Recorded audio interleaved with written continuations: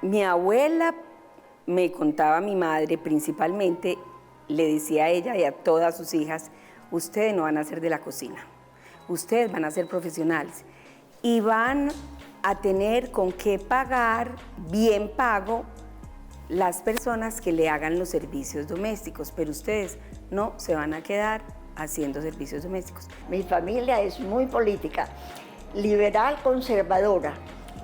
Y como mi papá era liberal y se iba a condenar, el cura hermano de mamá me alejó 14 leguas, porque yo tenía que alejarme de papá porque era liberal y se iba a condenar. Entonces mi infancia fue orar por mi papá para que no se condenara. Creo que ha servido mucho, en especial para que las mujeres puedan tener acceso a su patrimonio, al dominio del mismo, pero además a tomar decisiones, avanzar en espacios académicos.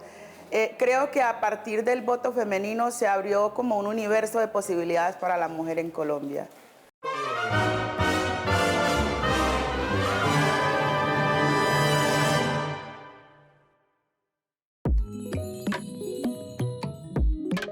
El sufragio en Colombia para las mujeres solo puede entenderse en el marco de una ola que recorrió América Latina en la década del 30 hasta la década del 50 y el 60. En la década del 30 en Colombia hubo un evento fundacional que fue el Cuarto Congreso Internacional Femenino, convocado por la Liga Ibérica de Mujeres. En ese congreso se reunieron las sufragistas colombianas en torno a dos derechos fundamentales. Uno, el derecho a la educación. Soy hija de Bernardo Trujillo Calle y Rosa Turizo Callejas. Ella estudió en el CEFA. Entonces, con sus amigas, decía ella que una vez hablando a las amigas, hablaban y decían, ¿qué vamos a estudiar? Entonces, que mi mamá decía, yo voy a ser abogada. Y que todas se tenían que tener así el estómago porque les daba una risa horrible. Y ella decía, pero ¿por qué será que se ríen? Pues, ¿por qué les dará tanta risa? Pues sí, es como tan normal que yo diga que voy a ser abogada. Recuerden que la educación para las mujeres en Colombia, el ingreso a la universidad específicamente, se dio en la década del 30. Y el otro derecho eran los derechos civiles y políticos, concretamente el derecho al sufragio. Y yo nací igual a mamá, líder. Mamá era la líder del pueblo, mamá era la que dirigía el teatro, mamá era la que enseñaba a leer, la que enseñaba a declamar, mamá era el alma del pueblo. Entonces yo fui igual a mamá.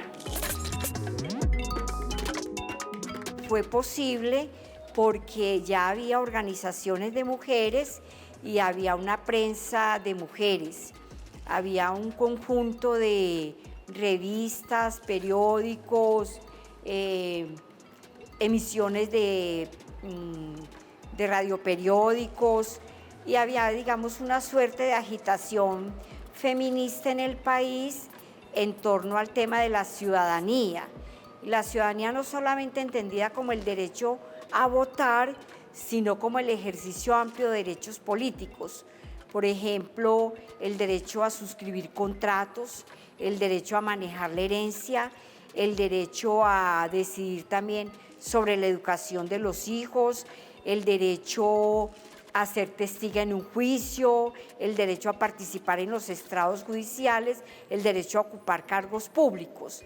Cuando ella terminó derecho junto con su novio y esposo toda la vida, y mi papá, entonces ella decía, yo era abogada titulada como Bernardo y yo no podía votar, yo no era ciudadana colombiana.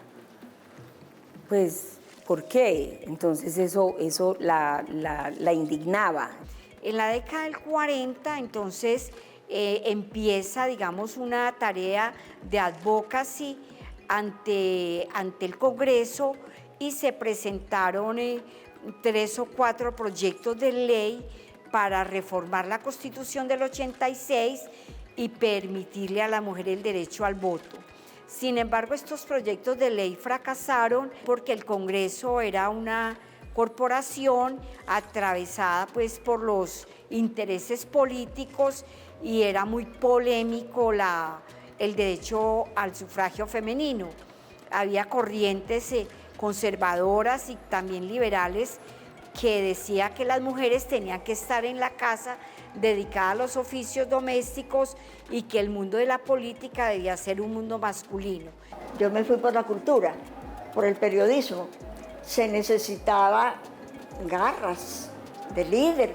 Eso no es cualquier cosa. Pararte en una tribuna a convencer a un pueblo. Mi línea siempre fue cultural.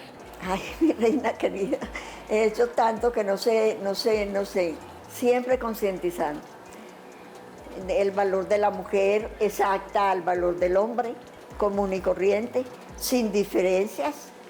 Eso es lo que he trabajado toda la vida, que somos exactos. La década del 50 fue un periodo de agitación femenina muy importante porque las mujeres necesitaron crear un conjunto de organizaciones que les permitiera tener un instrumento, digamos, orgánico para expresarse políticamente.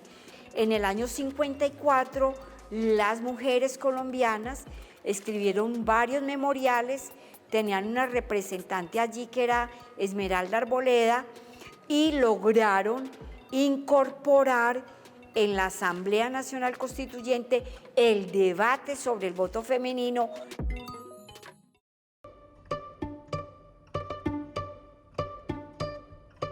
Entre el 54 y el 57, la lucha para que las mujeres se cedularan era muy importante y eso, digamos, convocó a cientos de mujeres a la tarea de la ciudadanía, porque las mujeres no tenían cédula de ciudadanía y debían lograr que las mujeres se cedularan para que participaran en el plebiscito del 57. De manera que esa fue una tarea enorme y que comprometió los esfuerzos de cientos de mujeres en el país. El plebiscito se hizo con el fin de que se ratificara las normas que en el gobierno del militar Rojas Pinilla se habían expedido y se requería pues que se ratificaran.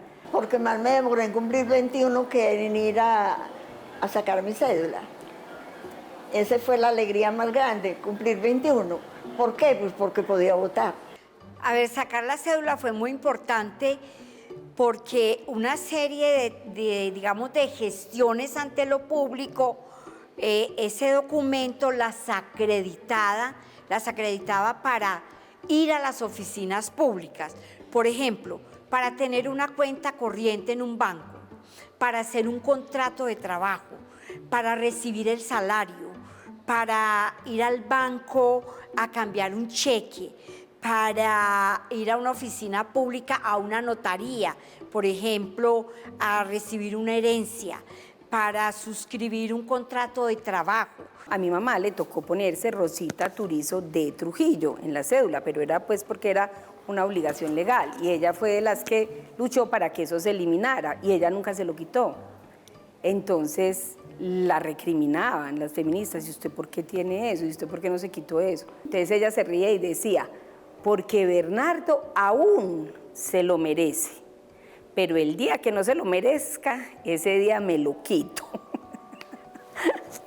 Entonces, la cédula era un instrumento habilitante, era un instrumento de ejercicio de lo público, porque es que lo público no es solamente, el hecho de sufragar, sino que lo público es la capacidad de gestionar ante las oficinas del Estado los derechos. Por ejemplo, para matricularse en la universidad, para acceder al derecho a la salud, para ir a un hospital, para tener un acta de nacimiento, para tener un registro civil de divorcio. Gabriela Restrepo de Sarasti, socióloga de la Buenaventura, iba a dictar una conferencia.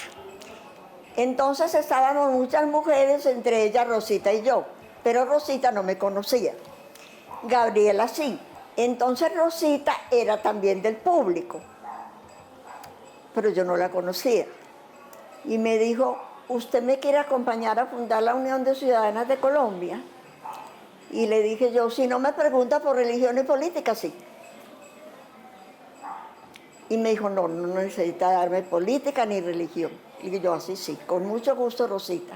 Las mujeres de la élite antioqueña se comprometieron, especialmente las mujeres escritoras, las maestras, las mujeres vinculadas a la política, se comprometieron firmemente con el derecho al sufragio, y aquí surgieron dos organizaciones muy importantes, una que fue la Organización de Mujeres Profesionales y la otra que fue la Unión de Ciudadanas de Colombia, cuya tarea era no solamente defender el derecho al trabajo, sino el derecho al sufragio y hacer, digamos, movimiento de mujeres en torno a la cedulación. Entonces estaban esos dos señores, el liberal y el conservador, Alberto Lleras Camargo y Guillermo León Valencia, haciendo política por todo el país, y llegaron a Medellín al Club de Profesionales. Y allá estaban las mujeres de la asociación. Cuando los vieron, entonces se fueron a preguntarles que ellos qué opinaban del voto femenino para que se ratificaran ese plebiscito. Como mi mamá era la abogada, pues obviamente mi mamá era la que hablaba, y que ella les preguntó eso, que si en el plebiscito iba a estar el voto femenino, y mi mamá siempre decía que ellos se miraron, y que les preguntaron, ¿y a ustedes sí les interesa el voto? Y ella, sí, a nosotros sí nos interesa el voto, y que volvían y se miraban, ¿sí? ¿Y ustedes cuántas son? Entonces que mi mamá, eran como 30, entonces que mi mamá le dijo, somos 200. ¿Y el 200? Sí, somos 200. Entonces se volvían y se miraban, no, vamos entonces a pensarlo. Mi mamá decía, era como si no hubieran pensado ese tema. Y la aprobación del voto para las mujeres en el año 54. Cuando se hizo efectivo ese derecho, el 1 de diciembre del año 57, que ya salieron las mujeres, 1.800.000 mujeres votaron en el plebiscito y, digamos, se instauró la ciudadanía femenina. Entonces el sufragismo cumplió, digamos, la tarea histórica de entregarle a las mujeres colombianas el ejercicio de la ciudadanía plena. Y entonces que les dijeron, listo, vamos a hacer unas reuniones con ustedes y también las vamos a invitar al principal acto político que va a ser en el Club Campestre, y allá les vamos a decir si va o no la ratificación del acto legislativo número 3 del 54, que era el que le había otorgado el derecho al voto a las mujeres. Entonces ellas trabajaron, asistieron a las reuniones, y cuenta mi mamá que se fueron a buscar ropa, pues porque tenían que ir súper elegantes. Empezaron los discursos, y que Alberto Lleras Camargo llegó y dijo, y a las mujeres que están acá y que les interesa el voto, sepan que el voto de las mujeres sí va. Y eso fue, pues, mejor dicho, de ahí salió la noticia que en el plebiscito del 57 se iba a poder ratificar ese derecho, que era supremamente importante porque estaba como en el aire. Te puedes figurar lo que era para Rosita y yo, pendientes cada uno por un lado, viendo a ver si las mujeres habían traído su cédula, si estaban votando, y saber que a las 9 yo comprobaba que llevábamos mayoría. ¿A ti no te parece una noticiona? Y yo de mes en mes, yo no podía estar detrás de ella, yo estaba con lo mío, y ella por otro lado. y votamos. Es donde las estadísticas deben estar por ahí. Cumplimos y cumplieron las mujeres. Mi mamá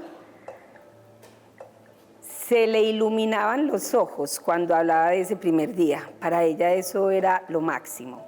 Pues ella dice que se organizaron, se cuadraron, se acicalaron. Eso pues era un acto, pero supremamente importante. Pendientes, colaborando para que las mujeres estuvieran votando. Ella con sus hermanas y con todas sus amigas yendo muy temprano a votar. Mara, a mí me contaba mi mamá me contaba, sí, eso es muy importante. le pareció, a ella le impactó el ánimo de las mujeres para votar. O sea, ella decía que corrían y que eran disque vestidas de rojo. ¿Por qué? Que muchas vestidas de rojo. Las que vestían No de sé, rojo seguramente sí. eran liberales. Que eran Y muchas. sentían un gran orgullo por su partido, Sí. porque es que las mujeres, antes del 57, la mujer votaba por lo del marido y Sí. todavía no se habían liberado. Pero cuando, no, mejor dicho, no votaban, al contrario.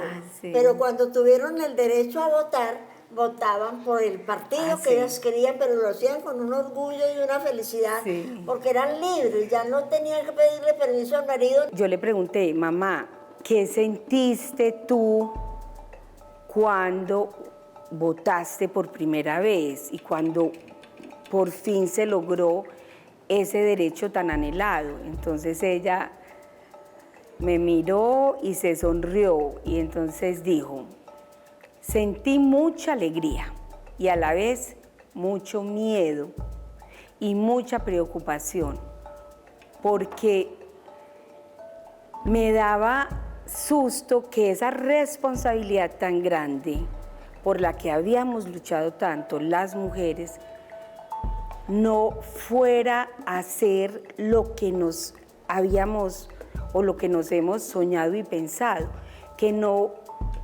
fuéramos lo suficientemente responsables con esa obligación.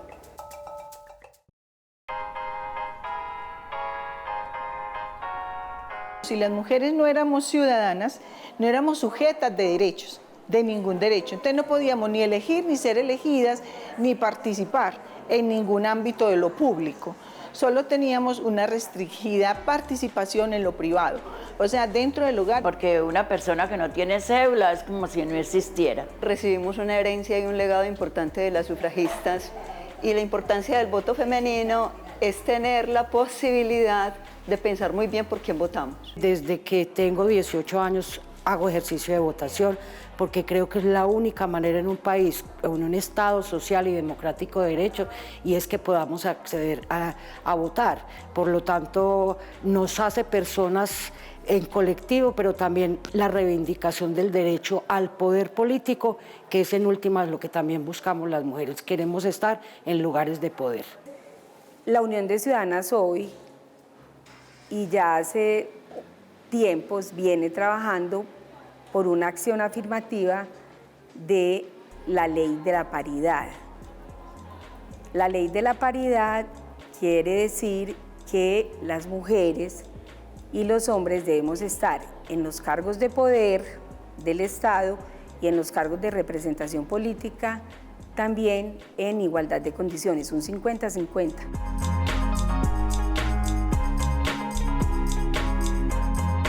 Han pasado 70 años pues, de la consecución del derecho al voto y el balance que tenemos tiene varias aristas. Tiene unas aristas que son muy afirmativas en el sentido de que las mujeres han hecho un ejercicio de la política y que han aprendido del ejercicio de la política y del ejercicio de lo público, o sea, han estado en el gobierno, participan de los cargos públicos, han mostrado su capacidad de ejecutar y de, digamos, de participar en el desarrollo de la política y de la cosa pública en el país. A mi mamá le correspondió como feminista trabajar por esa ley. Es que eso no es nuevo.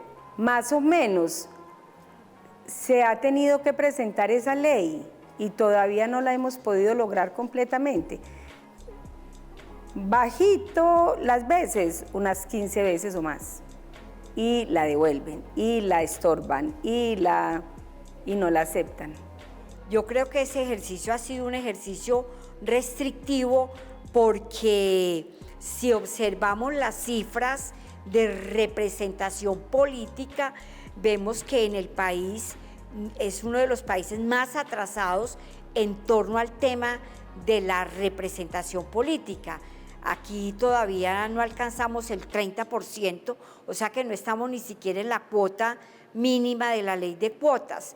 En los cargos de representación popular, o sea, alcaldesas, gobernadoras, ni se diga presidencia. Lo estamos haciendo bien. Las mujeres están con una capacidad de manejar público, de viajar, de dirigir un grupo, de convencer. Las mujeres estamos llenas de líderes, es una cosa maravillosa. Si eso de ser de segunda ya cansa.